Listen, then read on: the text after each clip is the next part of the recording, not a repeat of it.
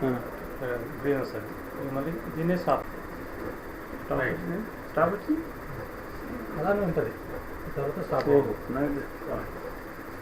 Okay okay thank you.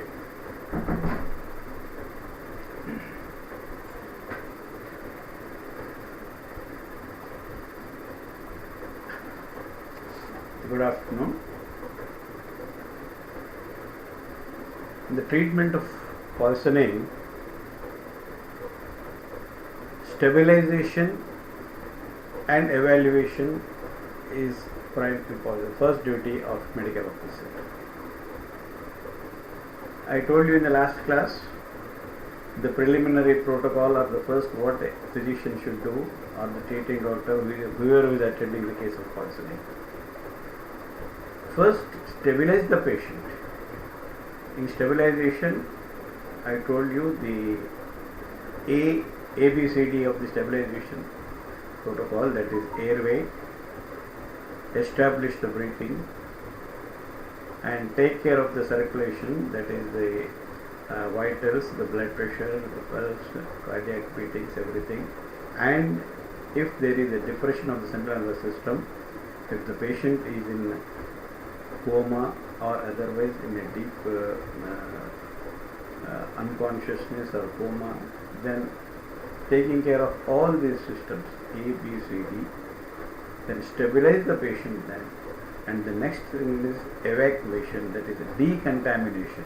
Decontamination is very important. In decontamination, depending on the type of the poison, I told you if it is an inhaled poison or if it is due to air pollution or the patient develops maybe carbon monoxide poisoning. It is common in the sewage workers who work by opening the manholes, they get inside, and many times we have seen even deaths due to carbon monoxide poisoning. This municipal sewage workers who clean the drains, they get into their manholes, and also the people who work in the deep wells. There used to be, of course, nowadays the deep wells are less, but yes, the unused deep wells, the agricultural laborers get into to clear it or do some work there, and people are noticed, people died because of asphyxiation due to carbon monoxide. So it is not necessarily the industrial leaks. It can happen in the domestic sewerage works, and also in the automobile industries. People work in garages, mechanical sheds, where they go into the exhaust, the fuel exhaust, the silencer which emits the gas. People die of carbon monoxide poisoning. So the decontamination, remove the person from the source of poison, take him to the fresh air, I told you, and then give him SOS, if necessary oxygen, and if it is a contaminated poisoning, I said change the clothing, wash the body, and of course I was also telling you about the injected poisoning and all. And most of the cases we see in our clinical practice is ingested poisoning, that is the poison they take orally. And why the person takes poison? Again, various reasons. It can be an accidental, and majority of the time, yes, it is a suicidal attempt, or it could be even homicidal. Whatever is the reason behind the ingestion of the poison, if a patient comes to you with history of being taking some unknown substance, normally they come, sir, the parents or the friends whoever brings the vein, they say, sir, in a pushpa mein khali hai, I do not know what it is. And suddenly after taking that, the patient develops the symptoms like vomitings, pain of abdomen, severe discomfort, and sometimes depending on the dose of the poison taken, the conscious levels. So, how you decontaminate the ingested poison? This is what actually where we stopped in the last lecture. If the poison is injected, I told you emetics, that is induced vomitings. See, whatever is ingested, the first way to let it out is get the thing vomited, so that at least 60, 70 or 80% of the poison which is taken orally should come out. Normally patient by himself will vomit, but that vomiting may not be sufficient, or he may get exhausted, he will not be able to vomit further. So what are the various means how you induce vomiting in an individual? See, the first thing, the home remedy, majority of the people what they do is they give salt water. This is the domestic, it's not a scientific way of doing, but what people do at home, they take some warm water, add some salt, common salt is available at home, and make him drink 2 or 3 glasses and they fill that. Of course, the patient does vomit with the salt water, but it is not advisable because the patient may develop hypernatremia and other things. But this is not what commonly done. And second common thing what normally our people give at home, the moment they know that the person has consumed something already, they make a concentrated solution of tamarind juice,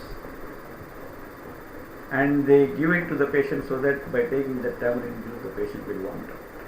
Yes, they do vomit out, but this is not the scientific way of doing it. The only known emetic which really induces vomiting is ipecacuanha.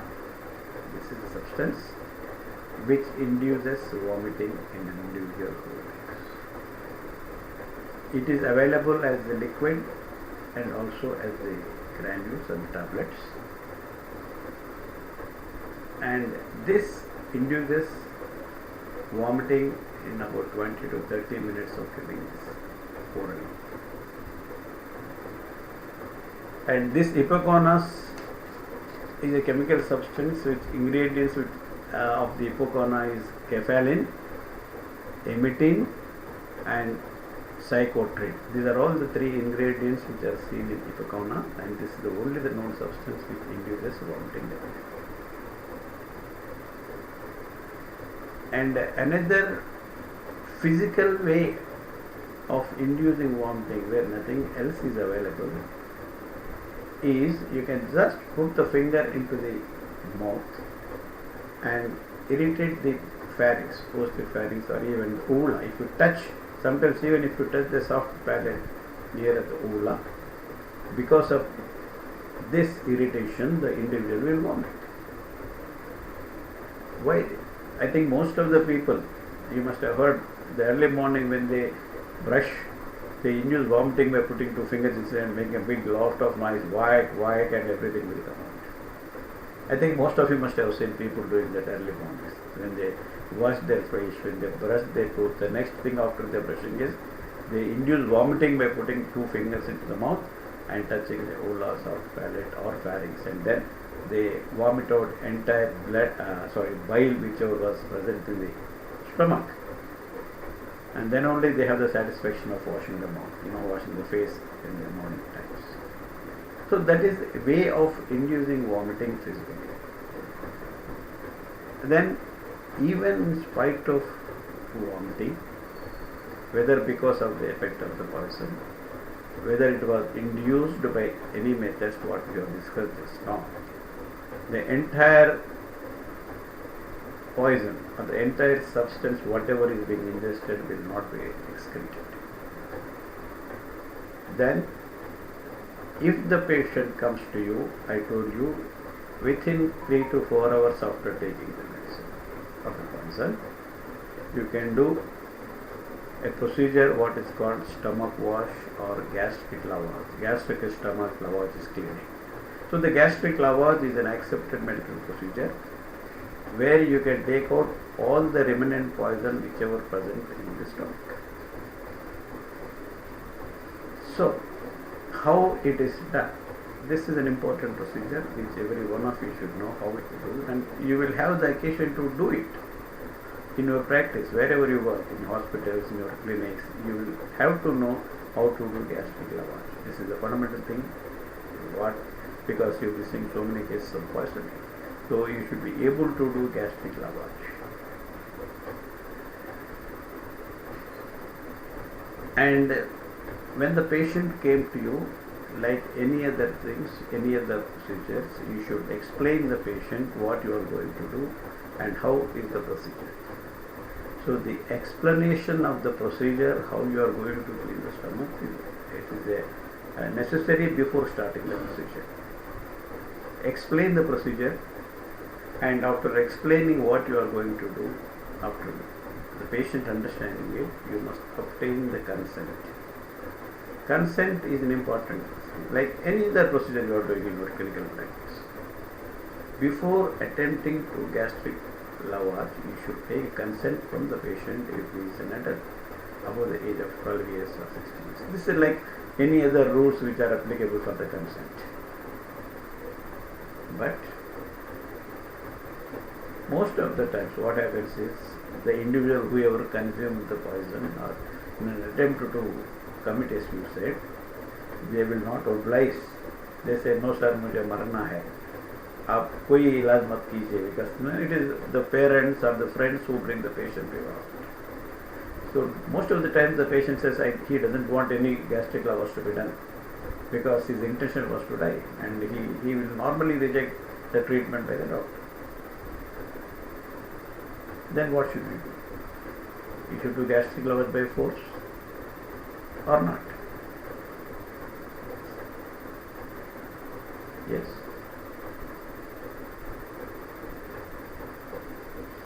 Yes, with your good intentions you may want to do by force also. But if the patient is fully conscious, when he is not consenting the procedure, he may try to push out the tube or take out the tube, and in this process he may develop laryngeal spasm and he may develop some injuries. So do not attempt forcibly to do gastric lavage.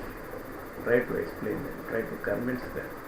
Then ask the parents, attenders to convince them.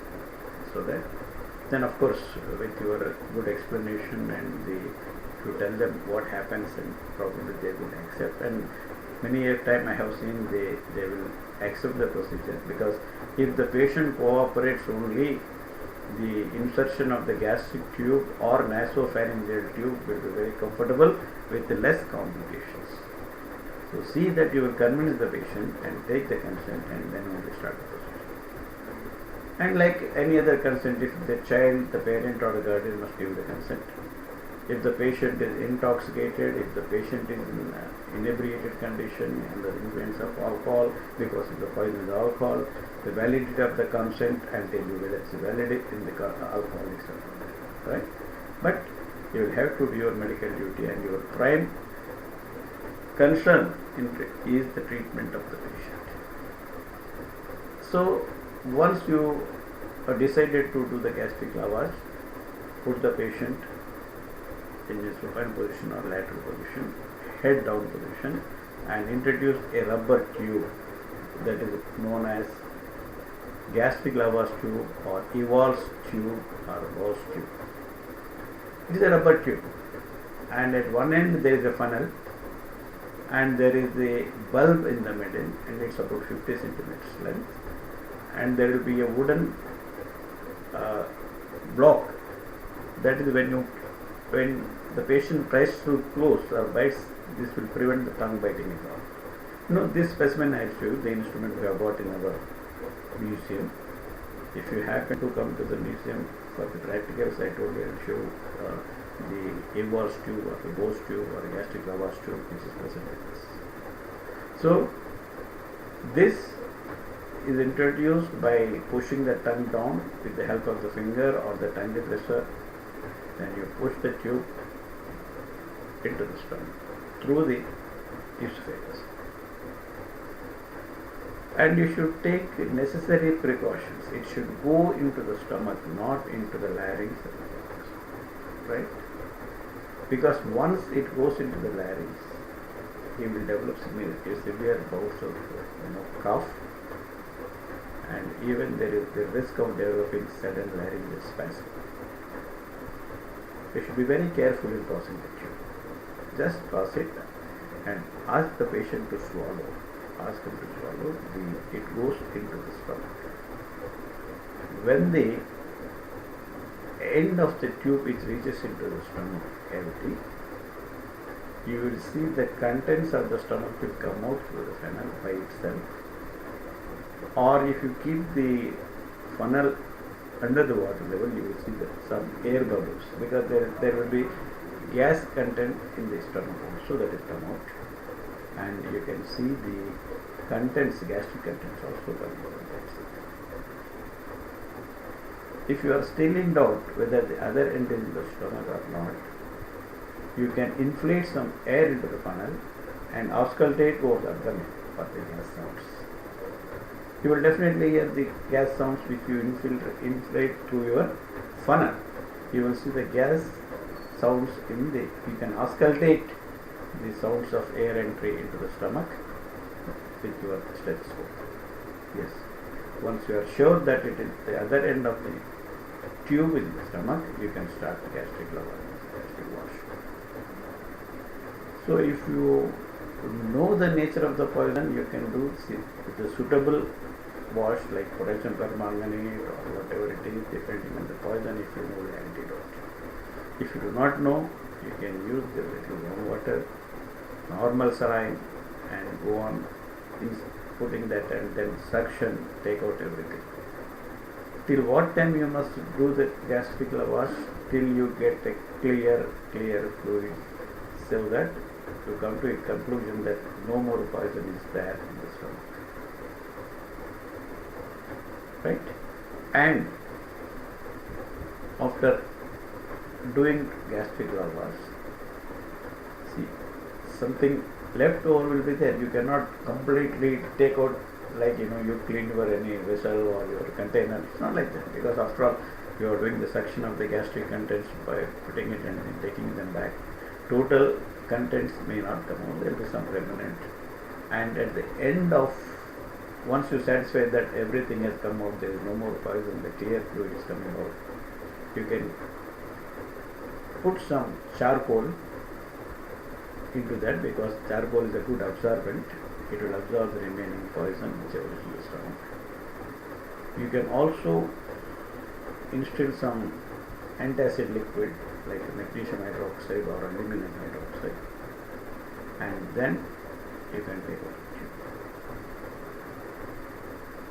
And I told you the position of the patient is important. See that the head is little lower than the limbs, and watch for the vitals during gastric lavage. Keep a watch on the central vitals, and the procedure should be very careful, taking all the precautions. Yes. Then what you will do, and do not forget to preserve the aspirated contents for the chemical analysis. See, most of the times, the people forget to preserve, and it's always better you keep the first sample, whatever you are taking, the first aspirate. And you should preserve it to know the poison and send it to the laboratory. Otherwise, if you do not preserve it, at a later date you may be sued for the negligence. So it is your bound duty, you must keep the specimen of the gastric lavage. See, they may tell you what exactly. Sometimes they will bring the tablets what they have taken, immaterial. See, it may be alprazolam, it's alprazolam poisoning, it is organophosphorus poisoning, but still you should preserve the sample for the analysis. Always evidence, the chemical analysis is a must in the case of poisoning, and this is more so important if the case turns out to be a fatal case. If the patient recovers well, and it is your private hospital, you have not informed the police because it's not homicidal, patient recovered, he is happy, you are happy because you got your face, the patient is happy because he is recovered and his parents are happy, then no problem. But unfortunately, during the treatment, if the death occurs, and then if you inform to the police, and when they take up the case for postmortem, and then if you fail to preserve the sample, you will go for negligence. You just cannot argue because I have seen the tablets, I have seen this. No, there should be an evidence for the cases. So you preserve the contents in gastric lavage cases. So I think now it's clear how you should do the gastric lavage and how to preserve. And now you have taken step number 1, that is stabilization, evaluation you did, decontamination also you did. But in the procedure of decontamination, you will not take out all the poison which is presented in the body. So some of the poison, by the time you do your gastric lavage, by the time you wash, or by the time you bring it to the fresh air, definitely a poison symptoms have developed in the individual. So you should give an antidote. Antidote for the patient. What is an antidote? Antidote is a substance which, when given to a person who has consumed any poison,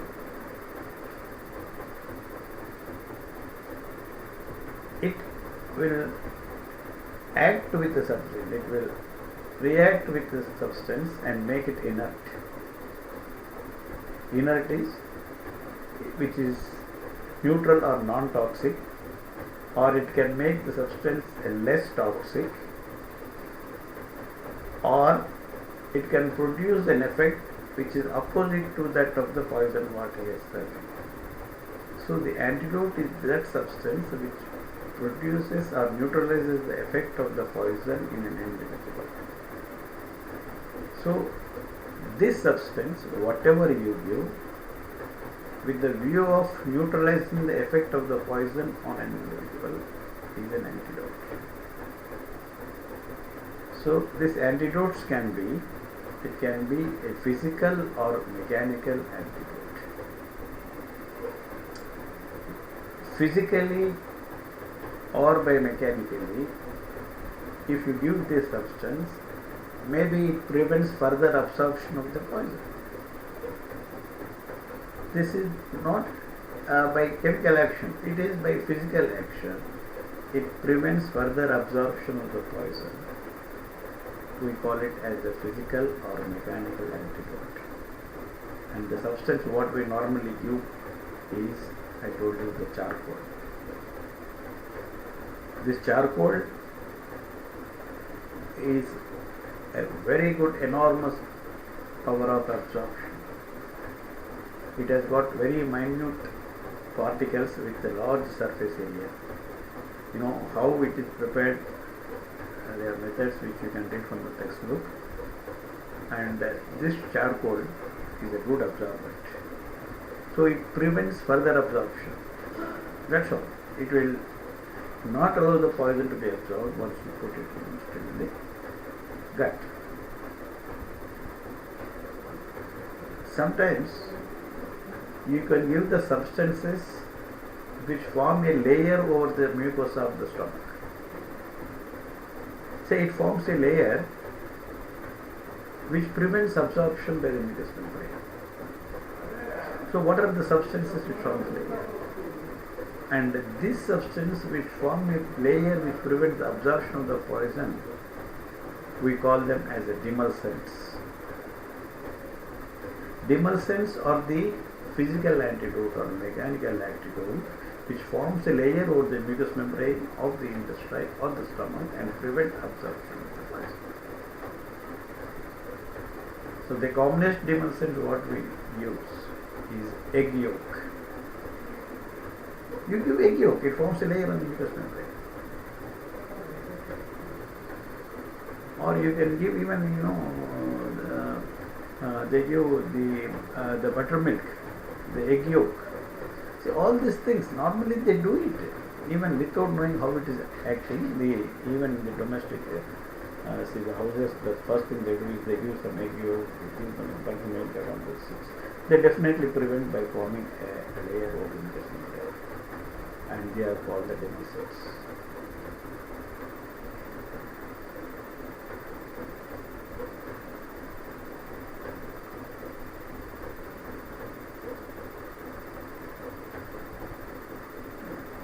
Then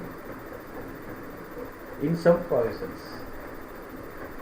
See, they take unknowingly, sometimes they take glass powder or small glass piece accidentally they consume, and they come with what to do. So we give them bulk food. See, the bulk food also is a physical antidote. So see, the granules of the poison or the small flecks of the glass pieces may be absorbed, maybe get attached to the bulk food. Normally, people, they also give, by things are banana cow, kela cow, somebody takes it also. See, the bulk food also is a physical or a mechanical antidote. So now if I say what are the physical antidotes, you can say charcoal, you can say demulcents, you can say bulk food. Yes, you are right. So whatever substance which prevents further absorption by various means, what we discussed, they form the mechanical or the physical antidotes.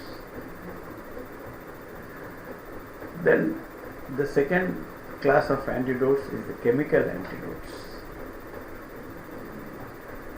These chemical antidotes means a substance when given, due to chemical action or the chemical reaction on the poison, they form a less toxic material or non-toxic material.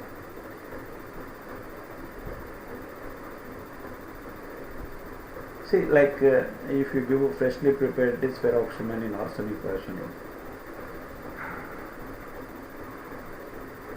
see, even in silver poisoning, they give common salt, sodium chloride. So they form the chemical substances which are less toxic. This substance, what we give, due to chemical, after entering into the system, due to the chemical action with the toxin, it forms a less toxic substance or a non-toxic substance and prevent the toxic effects on an individual. So these substances which act by chemical reactions, we call them as a chemical antidotes.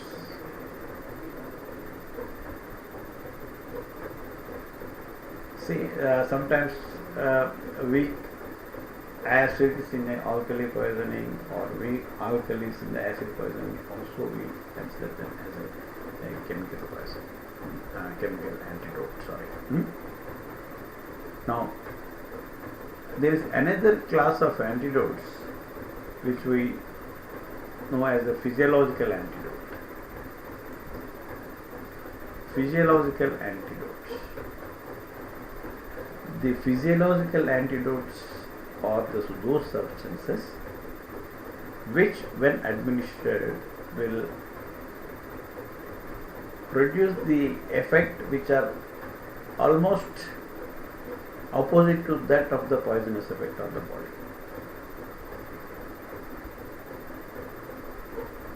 At various levels, maybe at the nerve endings, maybe at the brain centers, vital centers, the action produced by the antidote which you have given should be totally opposite to that of the effect of the toxin which a patient has taken.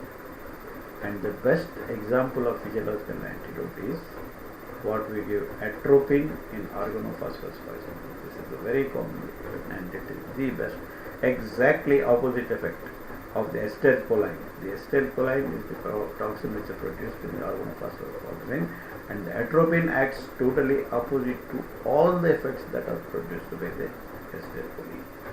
So this is the best example of physiological antidote. And then there are some chelating agents. Chelating agents are substances which are normally used in metallic poisons, heavy metal poisons, and they produce an inert substances, and thus they prevent the toxic effect of it on an individual.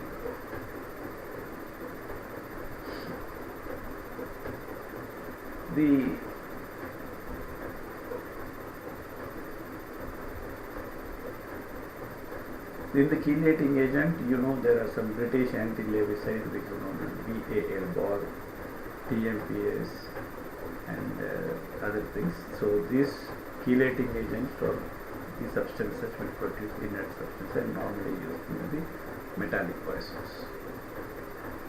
So now you know what's an antidote and various types of antidotes. The physical or mechanical, physiological, chemical and chelating agents. And you also know what's an antidote. So in this regard, certain things are there, like we also know there is one thing called universal antidote, which is commonly used earlier, though which is not widely used or accepted in these modern days. We normally don't give it, but since it was there, it was used, and it is a topic in your examination also, they will ask you what is universal antidote. When you do not know the nature of the poison, earlier we used to give one universal antidote which consists of 2 parts of charcoal, animal charcoal, 2 parts of charcoal and 1 part of tannic acid and 1 part of magnesium hydroxide. So these 3 ingredients were given in the proportions of 2 parts of charcoal, 1 part of magnesium oxide and 1 part of tannic acid, and given as a universal antidote where the nature of the poison was not given. Because I told you how each of the ingredient will act. Since you do not know the exact nature of the poison, you have to give something for the benefit of the patient. We were giving universal antidote earlier, but nowadays there are a lot of development in the treatment of poison. There are a number of poison centers. They are readily available 24/7, like Intox or Poison Index. There is one center at All India Institute of Medical Sciences. There is one at Pune, and you have got a good toxicology center at Kochi. They are available round the clock, 24 hours. Anytime you can ask for the antidotes. You will get immediate reference. You can contact them, and you will get the antidote for the poisons. The poison centers are available. So this you can do. So the role of universal antidote nowadays is say query. We are not using it. And similarly, if the patient comes in a coma, so you do not know the nature of the poison, the patient you should start some treatment. You just cannot wait till you get, or as a first aid we used to give something called a coma cocktail. Like universal antidote in industrial poisoning, we used to give a substance which is known as coma cocktail. This contains 100 ml of 50% dextrose. The coma cocktail ingredients: 100 ml of 50% dextrose, thiamine, that is vitamin B1, thiamine 100 milligrams, and naloxone 2 milligrams.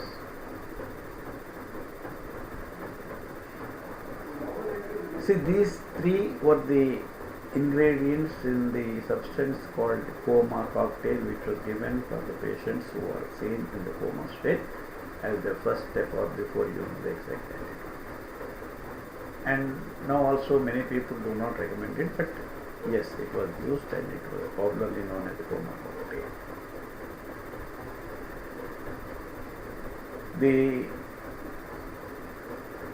After gastric lavage, I told you the gastric lavage is indicated only in the first 4 hours, or in certain poisons, or if the patient has got gastroparesis or delayed emptying of the time, sometimes they do even up to 5 to 6 hours also.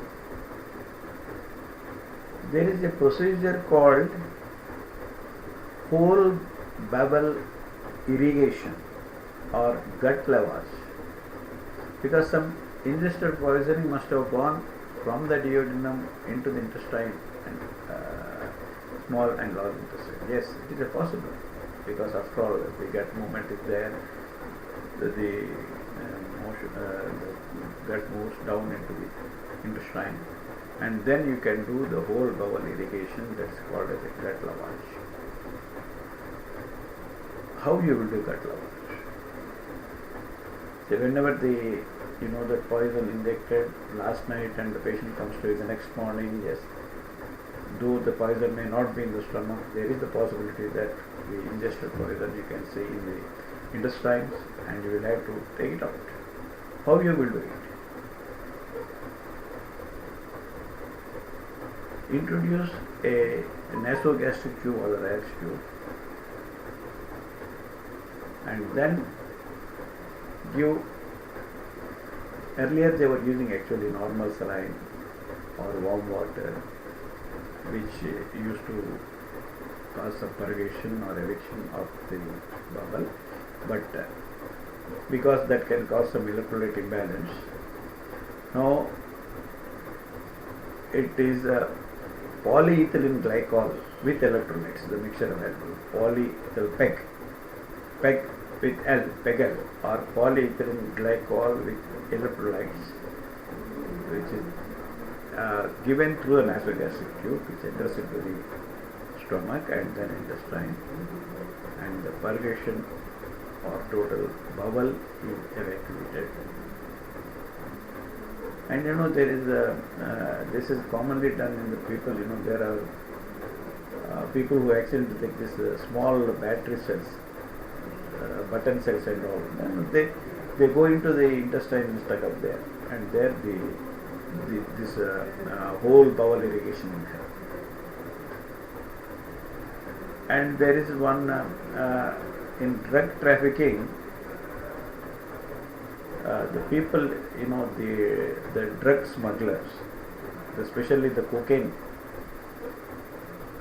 they fill the cocaine in the rubber balloon type or small tubes, and they swallow this cocaine filled rubber tube, like balloons, small which they can ingest, they consume it, and then when they reach their destination,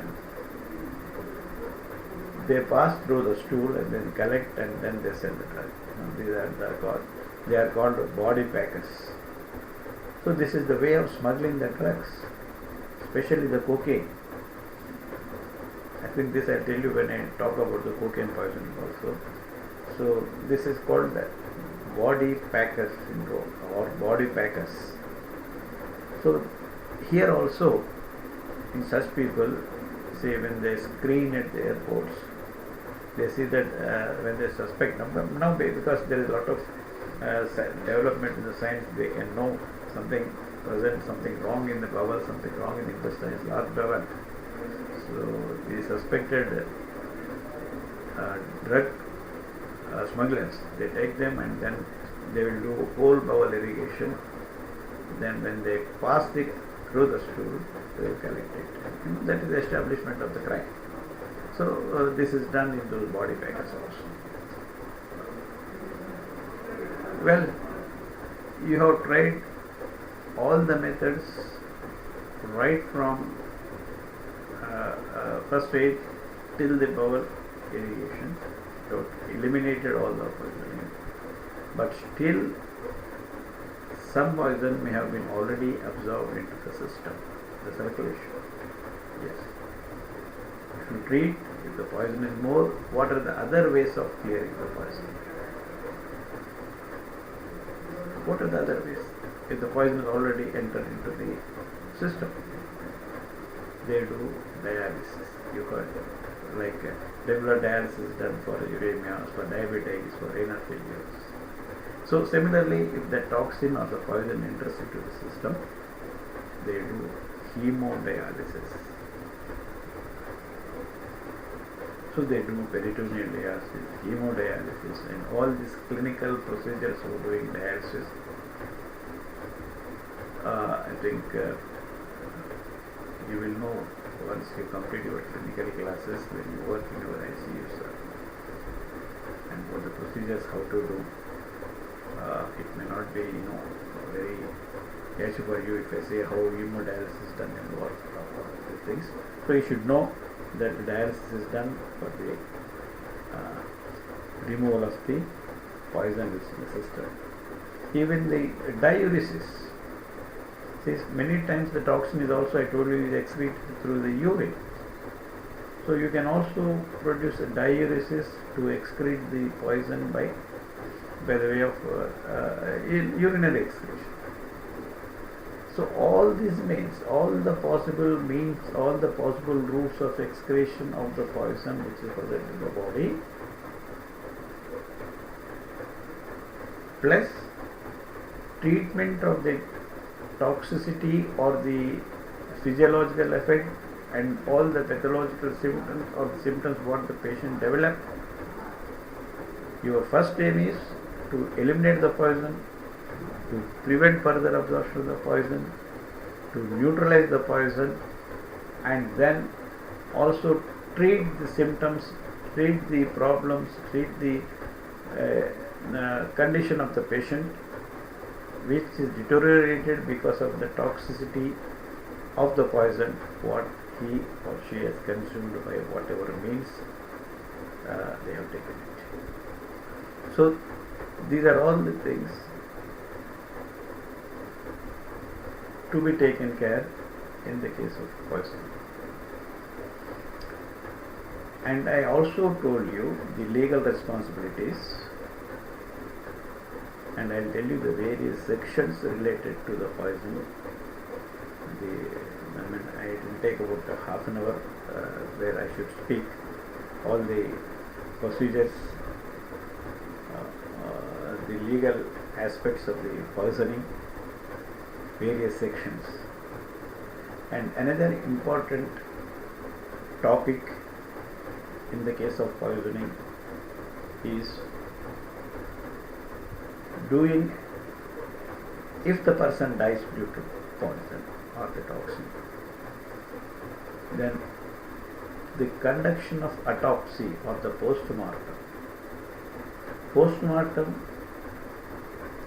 maybe most of the times it may be to know the cause of death, the manner of the death. Now, so while you conducting the postmortem in case of the poisoning, how to proceed, what examinations to be done externally by physical examinations, natural orifices, and then what samples are to be collected, what specimens are to be collected for the chemical analysis, that is the conduction or doing the postmortem in the poisoning deaths, and the various laws related to the poisoning. I think this we will discuss in one class, in the next class of mine, and that will finish our general toxicology, and then we will go to each individual category of drugs.